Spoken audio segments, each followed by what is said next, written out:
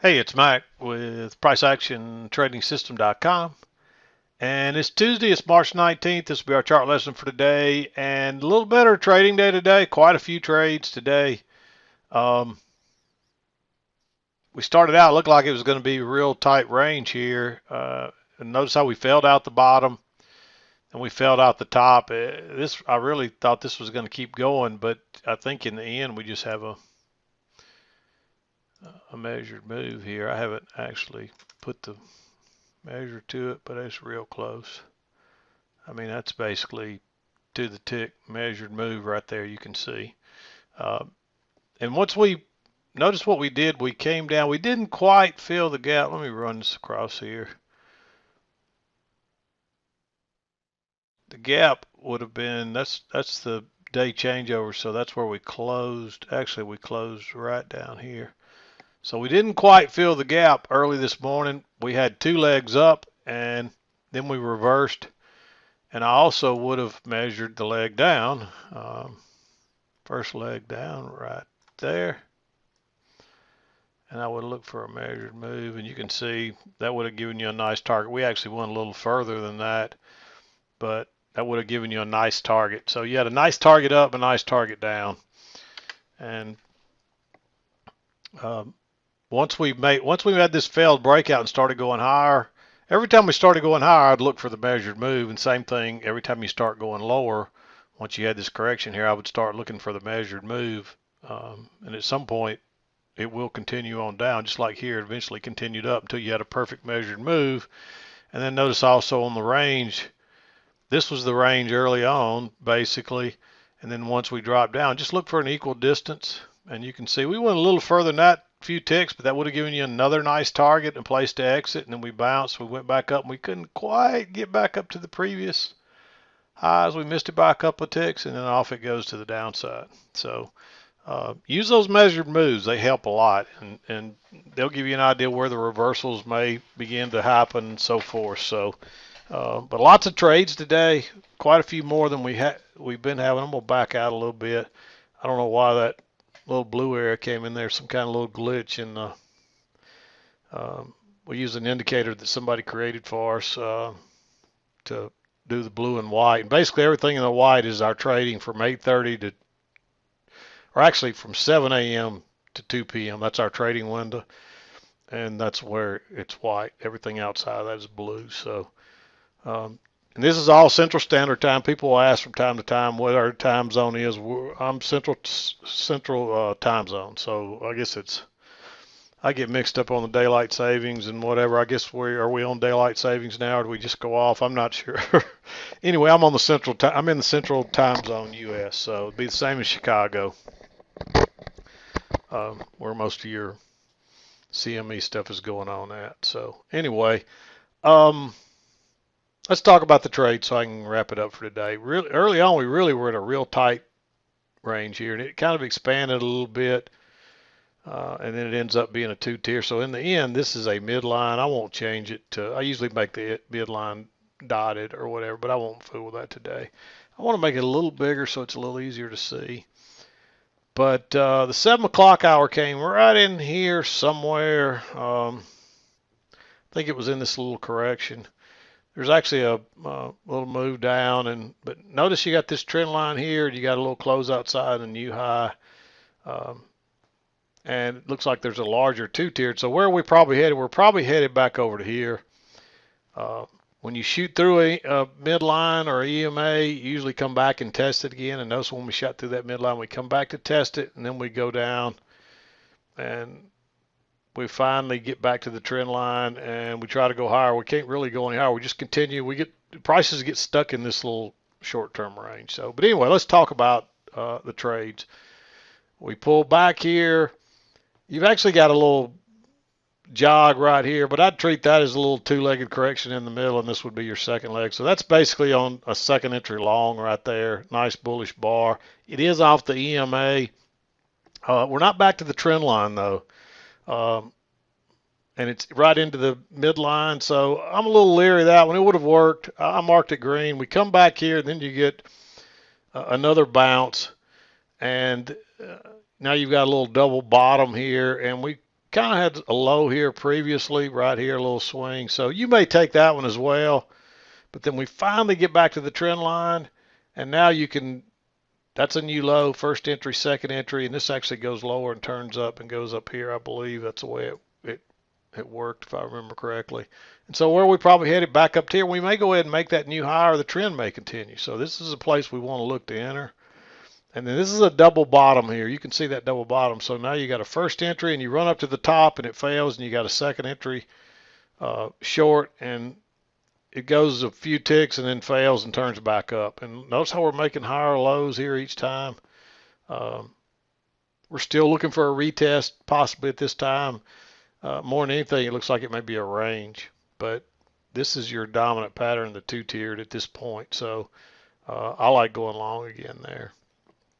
And then when it comes up and turns down right off that, now you got a double test of this level right here. Notice you made that level, and then you tested it once, tested it twice. Somebody sent me an email today about a double test, and really he just had a double top, or I think it was a double top or a double bottom or something of that nature. It wasn't really a double test. So it has to be something there previously to be a double test.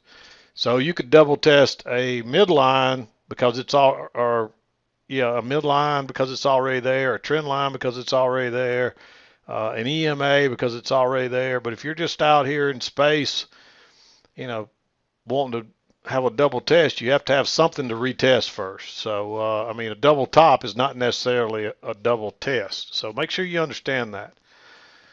A double test means you're testing some price level or some support and resistance area twice at least. So, but anyway, I like that double test of that level right there. And plus you got a little bit, really without that level right there, you would have only had one time being here, and so you really wouldn't have a resistance line across there. So this is just your first test of this area right here, and then this is your second test. And I like that entering right there.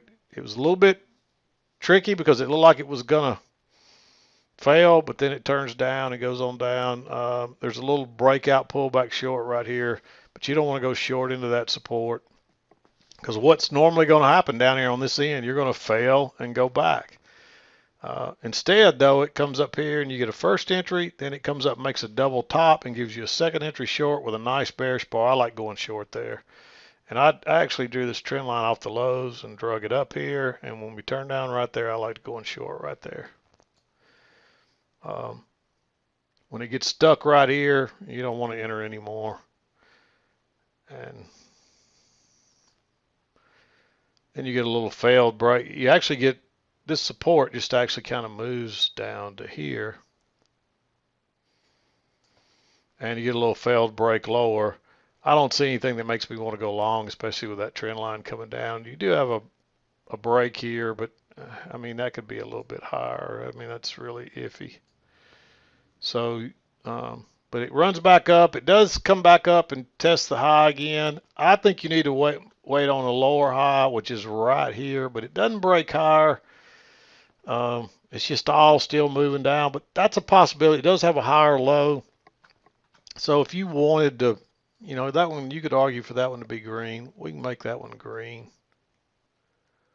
If it would have ticked higher, I would have liked it better, but it didn't. And then we run on down and we bounce right off the lows. There actually is a double test here of this level. Test once, test twice. But that trend line's still in play. And so this could go a little bit. And this is a new low here, so there's not really a lot saying. You don't have a lot of evidence that this is going to hold right here, especially with that trend line working down. So it does bounce. Tries to go, look how neutral that bar is. Don't be using that for a signal bar. It tries to go a little higher once, and then we're just going sideways, and then it tries to go higher twice and fails. I like going short there. And it actually went out the top, fails. Just go short right there. If you've got enough room to get out, you got to be careful with that right there. You might have to use a limit order. It just depends on what your price action looks like. And actually, you might have moved this down to right there when this bounced right there. And that gives you a little more room. That's actually where I had it at the time. and that actually would have given you a little better. Notice if you move that down, this comes down a tick, and that gives you a little better, a little closer target right there for this low. So anyway, um, nice short right there, and then notice you just got this lower support here. You still had support there no matter where you had that line. So this is possibly going to be a failed break lower. And look what happens. You come back, you make a first entry short on a higher low, then you push through the EMA, pull back and test it. You're back inside the range no matter where you had the line. And with a failed second entry short and a nice bullish bar, I like going long there. And then you come back right here, and I actually drew this a trend line right off of this and pulled it over, and when it bounces right there off that EMA with that nice bullish bar, I like entering there because we're probably headed back to the highs. And this is where I would have started. Once we started heading back, I'd be looking for my measured move. I would have measured from here, and remember it gave you a target right up here. And this thing just takes off and goes right on through, gives you a little breakout pullback long here, but I wouldn't take that being that far away from the EMA. Somebody else took a trade up here, and if I can remember where it is, we'll talk about it, and I'll explain that. When you get this far away from the EMA, what generally is going to happen, especially and also when you break out of strong resistance like that, what's usually going to happen? Prices are going to come back and test that, even if they're going to go higher. And generally what will happen is they'll fail just like this did. It comes back to test it, but it doesn't do any testing. It just shoots right through, and it doesn't find support again until it hits the bottom or the midline, which was the earlier previous support line. And you can see it bounces right off of it, and then it just keeps going again. So you got to be careful entering up here. Even though that worked and that's a nice move, what happens? People will see that going and they get antsy and they say, when it comes back and gives me a second entry or comes back to that trend line, I'm going to enter. And they enter right here and it fails, or right here where the somebody asked me about right here. They looked at this like a failure lower and went higher on a second entry, and they took it, and all they did was get trapped to the long side. But you're not back to the EMA yet. That's the first break of this trend line. So yeah, you may get a retest, but the bigger pattern was the sideways, and this is probably going to end up being a failure.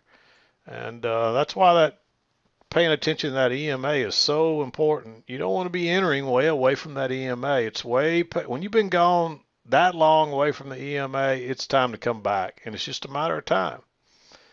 And sure enough, it comes back and pushes through, and then now it's getting away from it on the other side. But notice it comes back, and then it's bouncing off. It just stays around that EMA for the most part. So keep that in mind. When you get way away from it, it's just a matter of time till it snaps back. And you might have to watch it go a couple of times without you, but that's just part of it. So if anything, you might have tried to go short. It's a little close to the EMA for my taste because it could hit that EMA and bounce.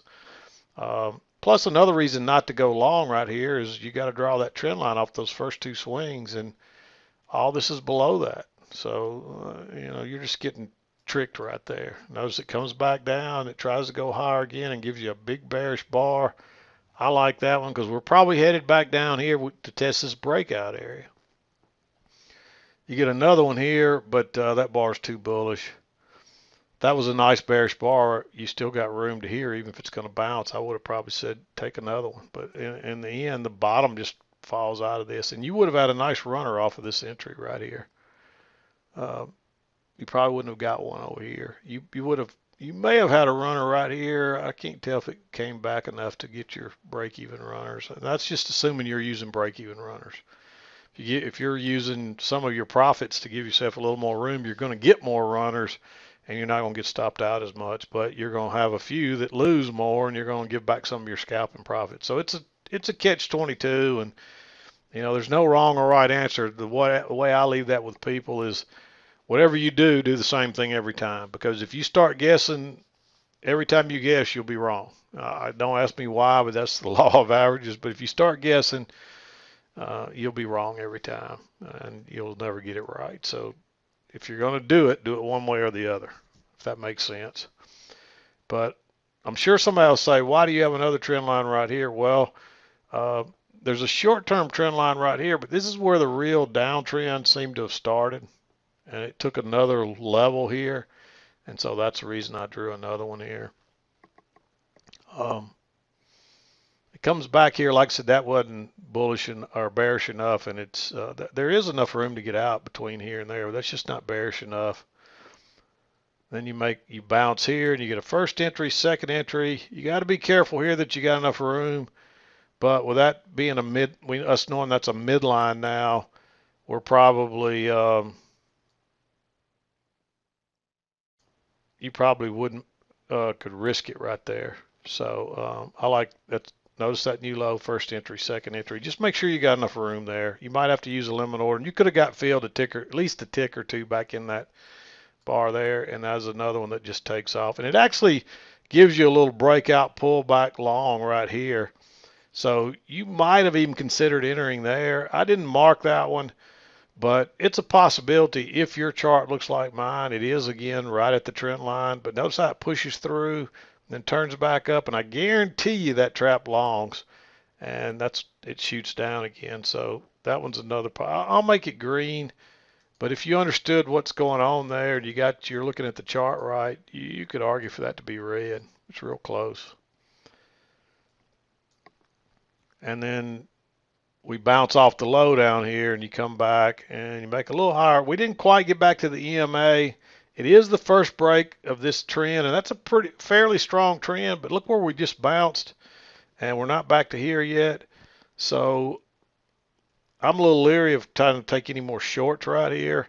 You could argue for that one to at least be green, but I can tell you, you're going to get burned on that trade a lot. Once you come off that low side, prices are probably headed up from there, at least back to that midline, which would be right across here, and we're not quite there yet. But notice what happens. It runs down and gives you a failed second entry short. Notice the new low, first entry, goes higher, second entry, it fails, gives you a nice bullish bar. I like going long right there. Just to get back to the EMA and this midline, but this thing just keeps going. And there's actually a new swing low there. It's lower than that swing low, so you're moving up first entry, second entry, fails. So I like going long right there on a failed second entry short. And that's right at the key entry point as well. It doesn't matter that that's not a good signal bar because it's a trap. It's a failed second entry short, one of those type patterns. And it is a second entry long too, counting from here. First entry, second entry. And you would expect prices are going here. Unfortunately, they don't make it, but it still gives you plenty to get out. And then notice what happens. You make that high, you make a double top, but you don't want to be going short yet, and I don't see any longs here. And then there's a failed second entry long right there, but I would count this as a new high as well. And then when it fails again, so if you count that as a new high, then a first entry, second entry, and now you got a nice bearish bar, good place to go short. And boom, it comes back down to the midline, pushes through, makes a new low, and this is almost a repeat pattern of this right here. First make a new low, then first entry, second entry, and a nice bearish bar. It is right there at that midline, but at this point I'm looking for a measured leg like this one because where we turn down, and you would expect prices are probably at least going to try to go to here, and off they go. There is a second entry long here. This is basically a double bottom, so first entry, second entry, but we're not back down to the lower side. There we are at the lower side of the trend channel, but that's really risky. And I mean, you could almost argue for it to be green, but I think that's too risky. Wait on a higher low, and then you're right back into the midline, and you see what happens. You would have probably got burned here. This may have worked to the upside, but you got a trend line going up. So with that failed second entry short there, you might have looked at that going long right there. It would have worked. I don't like it. I'll mark it, but I wouldn't take that trade. And then, of course, we turn back down. We pull back through. It acts as resistance and gives you a lower high. So I like going short right there, just to ride it back down to here, and then it may bounce again. And that gets you into the 2 o'clock hour. So there were lots of trades today. Right here, just stay out when it gets this tight, when you're just stacking up side by side, and then there's no real swings in there. So like here, even though you're stacking up a lot, there's no doji. I mean, that's a relatively bullish bar. That's a bullish bar. That's kind of neutral. That's more bullish. But notice how there at least still swings in there, where here they're just going really straight across. There was another spot too. Like here, you're going across, but there's still swings in there. So anyway, that's something to always keep keep in the back of your mind too, where the prices are really congesting or if they're really swinging. Like even here, this is almost congestive, rather than, there's a little bit more of a swing there. This one here actually looks more like this one. You can see the little swings in there still. So, but like right here, not really any swings. Just looking for another example. Right in here, there's no swings. Right in here, there's really no swings. You're just kind of going sideways. So anyway, here's another one. Notice how you're just going sideways there. So anyway, that's what I saw today. A lot of trades today. Big improvement from yesterday. I did want to read something to you, and this is something an email somebody sent me, and this is unsolicited. I didn't ask for this. Somebody just sent it. I know a lot of times people like to hear success stories, and I hadn't read one in a while, and somebody sent me one last week before I went on vacation. So it's a few days old, but I'm going to go ahead and find it real quick, and I'll come back and read it to you. Okay, I found his email here with his results, and I'll just read his email. It says, "Hi, Mac. Something for you to share with your pupils. These are my latest trades, all using your second entries and breakout failures. I'm scalping 1 point or 4 ticks in your world, all done on a 5-minute chart with a 4-tick spread. So I need to travel 8 ticks to cover the spread." So that's what's really interesting about his results here that made me want to even share this even more, because we just need to get 4 ticks if you're trading, if you're trading futures. Well, he's in England or somewhere, and so he has to trade what they call spread betting, which is like Forex. They tell you, there's no commissions, but that's a lie, because you have the spread, and you're paying them by the spread. And so, in other words, for anybody that's not familiar with that, they have to give 2 or 3 or 4 ticks of their profit to their broker. So if that was the same way in our world and we didn't pay anything but the spread, then instead of scalping for 4 ticks, we can actually scalp for 1 tick and make money, as cheap as our commissions are. But when there's a spread, he's having to give up 4 ticks of his money to pay the spread to keep 4 ticks of his money. So in other words, he's got to get 8 ticks to have a winning trade, where we only have to get 4 ticks to have a winning trade. And so that makes it so he's having to work twice as hard, and he's still having success. So anyway, he says even with the spread the size of your profit on a scalp, it's still possible to make money if you are not greedy, which is, you hear me say that a lot. This is not a get rich quick. Just pay yourself a salary every day and go home. And anyway, I hope to show you this to prove to those that try to discredit you that they are actually inept in trading terms and are simply frustrated because they cannot do it themselves. I know you are genuine in what you teach, and I know it works. Have a great Easy Mac, and thank you again for what you do every day and educating those who have the patience and stamina to stick with it. As you can see, I have no losses in this list of trades. And so here's his list of trades for the last 7 days. This looks like the 6th through the 13th. And there's his trades. all winners. 100. I'm not sure what, I don't quite know how to read this. I guess this is the amount of profit he made. 97 pounds, 100 pounds, 110 pounds, 210 pounds, 110 pounds, or is that sterling? I'm not sure if that's pound or sterling. 210, 116, 48, 101.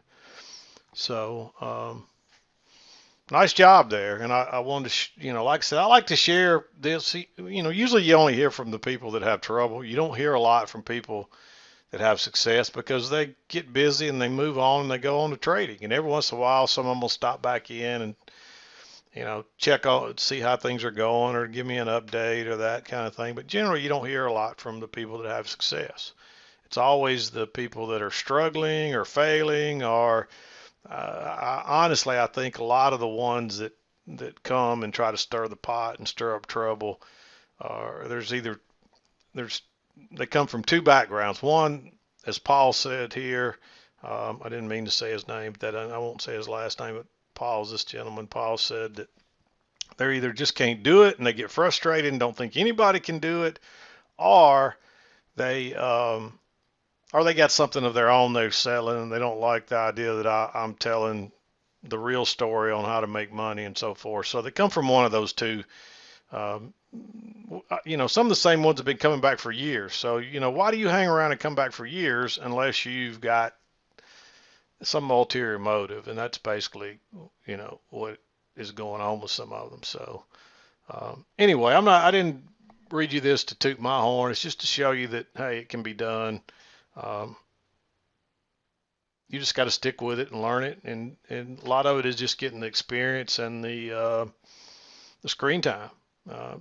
Just because you learn the rules and you kind of figured out what we do you still have to get that screen time and learn your tendencies and study your charts and your trades every day to get better. I don't care what anybody says, that's how you get better. Just coming out here and trading every day does not make you a better trader.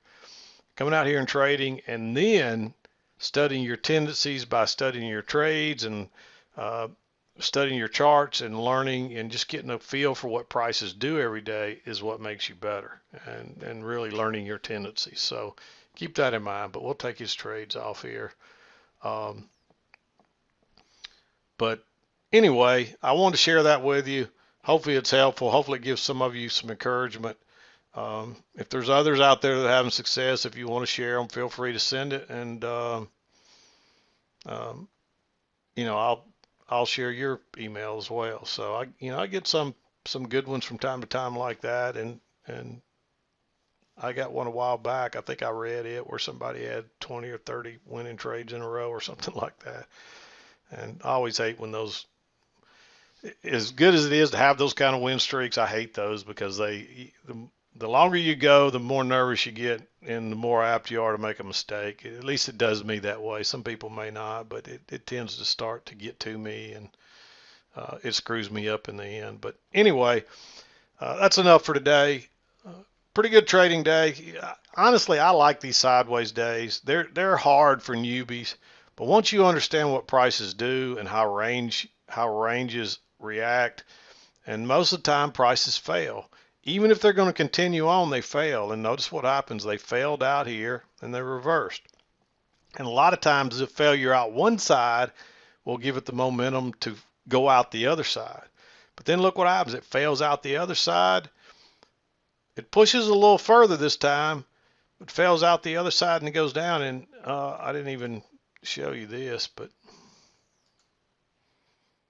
measure this.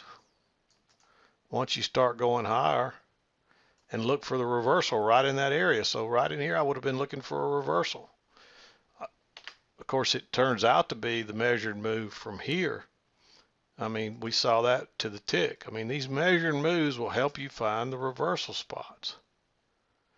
You can see that one.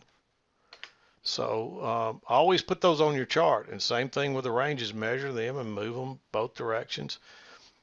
But back to where we started, it failed out this side, and even if it's going to continue higher, it's probably going to come back and test this before it goes on. Just like here, it came back and it tested this level before it tried to go lower. It reversed, it comes back, and it finally breaks through again. It comes back and tests it. It goes down. Notice that we never came back and tested this level. It tried to, but it wasn't strong enough. So before long, it will come back and test this. It's working on that right now, coming back and testing it. So most of the time, even if a breakout is going to succeed, it's still going to it's going to fail temporarily and come back and test that area before it goes lower. So keep that in mind. But anyway, I'm going to wrap it up. It's 30 minutes worth, much more than I wanted to go through, but we'll be back again to do it tomorrow. I'm done for today. This is Mac with PriceActionTradingSystem.com, and we'll see you next time.